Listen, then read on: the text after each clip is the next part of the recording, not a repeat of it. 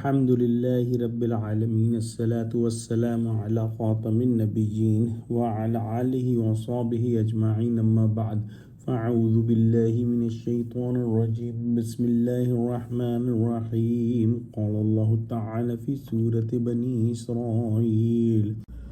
وَإِمَّا تُعْرِضَنَّ عَنْهُمُ ابْتِغَاءَ رَحْمَةٍ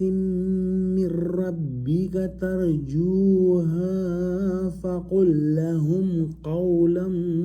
مَّيْسُورًا ولا تجعل يدك مغلولة إلى عنقك ولا تبسطها كل البسط فتقعد ملوما محسورا۔ ترجمہ: اور اگر تم نے اپنے پروردگار کی رحمت یعنی فراغ دستی کے انتظار میں جس کی تمہیں امید ہو مستحقین کی طرف توجہ نہ کر سکو ان سے نرمی سے بات کہہ دیا کرو، اور اپنے ہاتھ کو نہ تو گردن سے بندھا ہوا یعنی بہت تنگ کر لو کہ کسی کو کچھ دو ہی نہیں، اور نہ بالکل کھول ہی دو کہ سبھی دے ڈالو، اور انجام یہ ہو کہ ملامت زدہ اور درماندہ ہو کر بیٹھ جاؤ۔ اگر کوئی شخص ہمیشہ سخاوت کرتا ہے، غریبوں کی، ضرورت مندوں کی مدد کرتا ہے، اور ایک ایسا وقت آتا ہے کہ اس کے پاس دینے کو کچھ نہیں، تو جب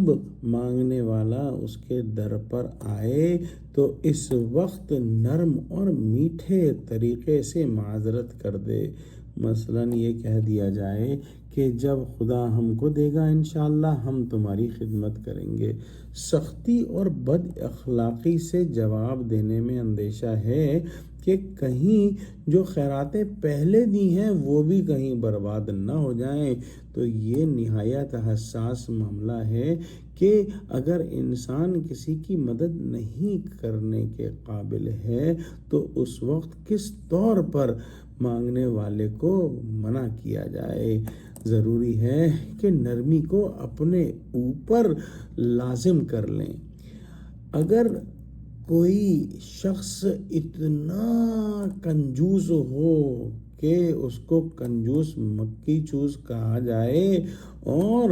ایسا ہو کہ کبھی کسی کو کچھ دے ہی نہ، تو یہ طرز عمل غلط ہے، اس کے لیے نقصان دہ ہے۔ اور اگر کوئی شخص اتنا سخی ہے کہ سب کچھ ہی دے ڈالے اور خود اپنی اور اپنے بیوی بچوں کی ضرورتیں پوری نہ کر پائے اور دوسروں کے آگے خود دستے سوال دراز کرنا پڑے، تو یہ بھی غلط ہے۔ لہٰذا ہر معاملے کے اندر توسط اور اعتدال مراعی رکھنا چاہیے۔ نہ ہاتھ اس قدر کھینچے کہ گردن سے لگ جائے، اور نہ طاقت سے بڑھ کر خرچ کرنے میں ایسی کشادہ دستی دکھلائے کہ پھر خود بھیک مانگنی پڑے اور ہاتھ کھلے کا کھلا رہ جائے۔ ابن کثیر نے یہاں بیان فرمایا ہے کہ طاقت سے بڑھ کر یا آمدنی سے زائد خرچ کرنا بھی غلط ہے۔ حدیث میں آیا ہے کہ جس نے میانہ روی اختیار کی محتاج نہیں ہوا،